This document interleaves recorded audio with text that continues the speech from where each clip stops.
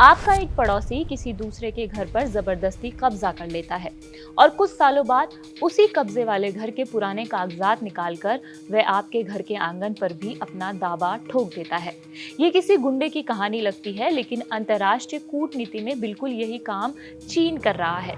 चीन अक्सर हमारे अरुणाचल प्रदेश पर दावा करता है। वह इसे दक्षिणी तिब्बत यानी साउथ तिब्बत कहता है। उसका तर्क है कि क्योंकि तिब्बत चीन का हिस्सा है, इसलिए अरुणाचल भी उसका हिस्सा है।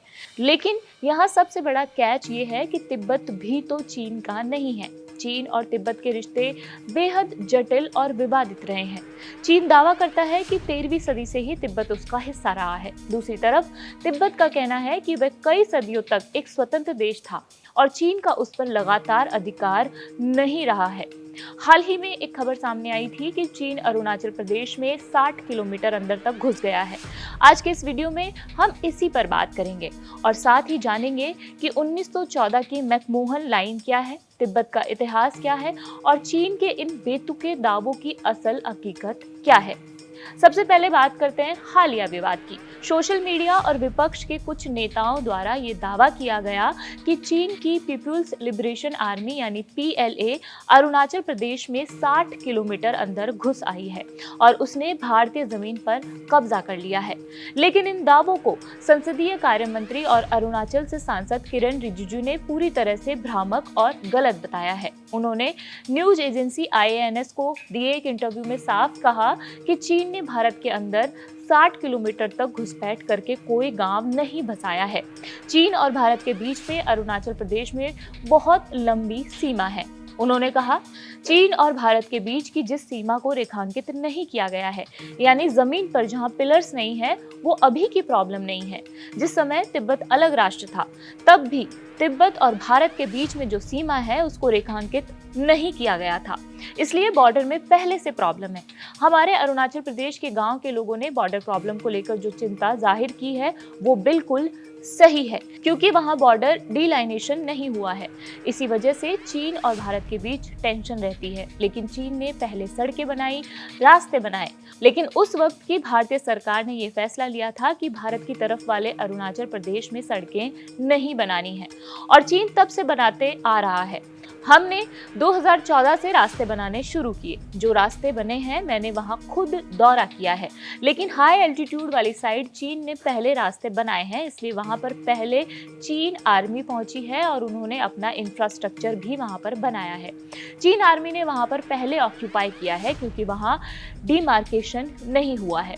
इसका जवाब हम लोग भी तैयार कर रहे हैं। हाँ, मैं ये मानता हूँ कि हाई एल्टीट्यूड वाली साइड चीन आर्मी की हलचल बढ़ गई है। इसी वजह से हमारे लोगों ने चिंता जाहिर की है, वो ठीक है, इस पर हम काम कर रहे हैं। लेकिन चीन 60 किलोमीटर हमारे गांव के अंदर पहुंच गया, ये बात पूरी तरह से गलत है। इससे पहले भारत ने हाल ही में अरुणाचल प्रदेश की 27 जगहों को उनके भारतीय नामों के साथ आधिकारिक नक्शे में शामिल किया है।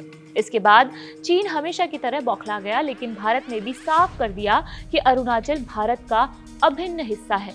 विदेश मंत्रालय के प्रवक्ता रणधीर जायसवाल ने कहा कि अरुणाचल भारत का अभिन्न और अविभाज्य हिस्सा है।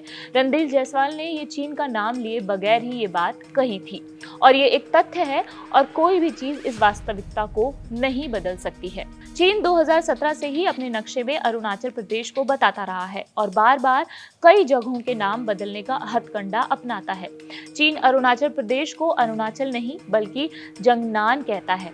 वह अरुणाचल की करीब 90,000 वर्ग किलोमीटर की जमीन पर अपना दावा ठोकता है। इस बार जब भारत ने ही अपने क्षेत्र में नाम बदले हैं, चीन दावा करता है कि अरुणाचल प्रदेश दक्षिणी तिब्बत का हिस्सा है। भारत ने हमेशा से उसके दावों को खारिज किया है, लेकिन चीन अरुणाचल को तिब्बत का हिस्सा बताता है। लेकिन तिब्बत भी चीन का नहीं है। तिब्बत पर उसने जबरदस्ती कब्जा किया था।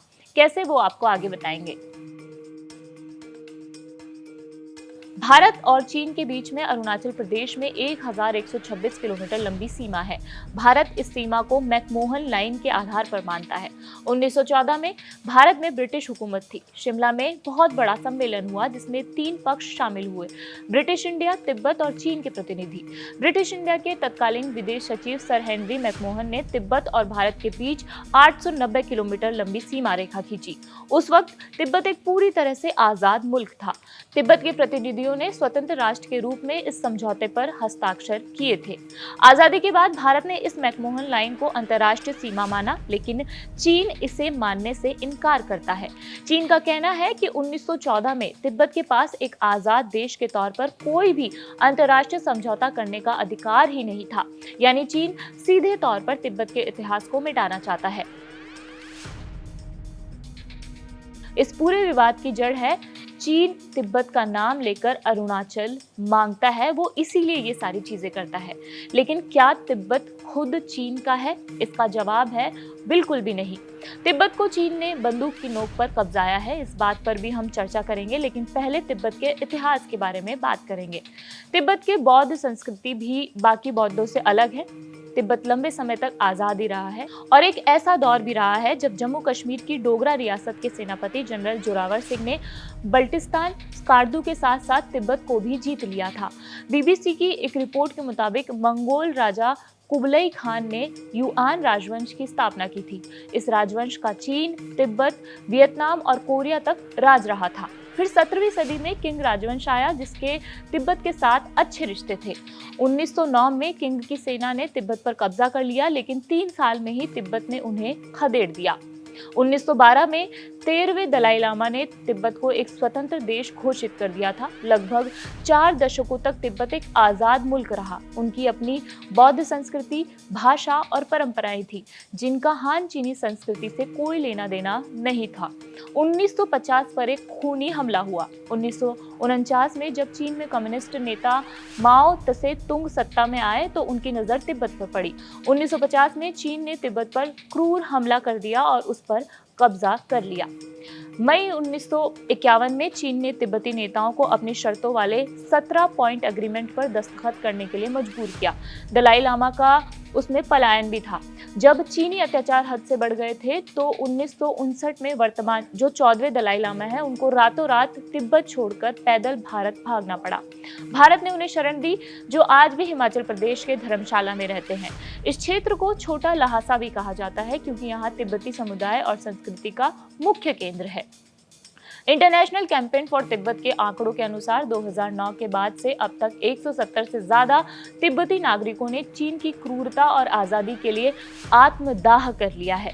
न्यूयॉर्क टाइम्स ने इसे आत्मदाह की वैश्विक राजधानी तक कहा था, तो हकीकत ये है कि चीन एक विस्तारवादी देश है जिसने तिब्बत का गला घोटा और उसी तिब्बत के बहाने में भारत के अरुणाचल प्रदेश पर गिद्ध की नजर गड़ाए बैठा है। 2010 के बाद से चीन ने तिब्बती नेताओं से कोई बातचीत नहीं की।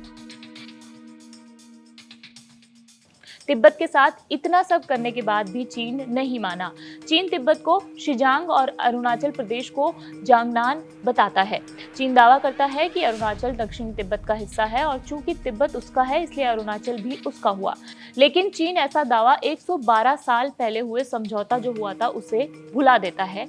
जो समझौता हमने आपको शुरुआत में बताया था, 1914 में जो मैकमोहन लाइन खींची गई थी, वो वाला समझौता। उस समय तिब्बत पूरी तरह से आजाद मुल्क था। आजादी के बाद भारत ने मैकमोहन लाइन को ही सीमा माना, लेकिन चीन ने इसे मानने से इनकार कर दिया, जो पहले भी हमने बताया था, क्योंकि चीन दावा करता है कि 1914 में जब समझौता हुआ था तब वह वहां नहीं था। वो ये भी कहता है कि तिब्बत चीन का हिस्सा है, इसलिए वह खुद से कोई फैसला नहीं ले सकता है। भारत और चीन 3488 किलोमीटर लंबी सीमा साझा करते हैं, जो लेकिन 3 सेक्टर में बटी है।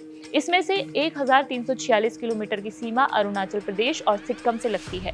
अरुणाचल प्रदेश को लेकर चीन के साथ दशकों से विवाद है और इस विवाद की वजह भी चीन ही है। विदेश मंत्रालय के मुताबिक अरुणाचल की करीब 90,000 वर्ग किलोमीटर की जमीन पर चीन दावा करता है, जबकि अरुणाचल भारत का अटूट हिस्सा है।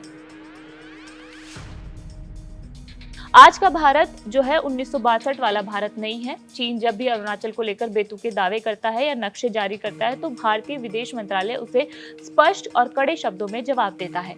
अरुणाचल प्रदेश भारत का एक अभिन्न और अटूट अंग था और हमेशा रहेगा। चीन के नाम बदलने से जमीनी हकीकत नहीं बदल जाती है। अरुणाचल का तवांग मठ तिब्बती बौद्ध धर्म का दुनिया का दूसरा सबसे बड़ा मठ है। चीन डरता है कि तवांग की वजह से तिब्बत के लोगों में आजादी की लौ हमेशा जलती रहेगी, इसलिए वे तवांग और अरुणाचल को हड़पना चाहता है। लेकिन अब भारतीय सेना ने बॉर्डर पर अपनी रणनीतिक पकड़ बेहद मजबूत कर ली है। वाइब्रेंट विलेज प्रोग्राम के तहत सीमावर्ती गांवों को आबाद किया जा रहा है और सड़कें बनाई जा रही है। आप इस पूरे विवाद के बारे में क्या सोचते हैं, हमें कमेंट सेक्शन में जरूर बताइएगा। इस वीडियो में फिलहाल इतना ही। इस वीडियो को रिकॉर्ड करने में मदद की है मेरे साथी नकुल ने। मेरा नाम मनीषा है और देखते रहिए कड़क। शुक्रिया।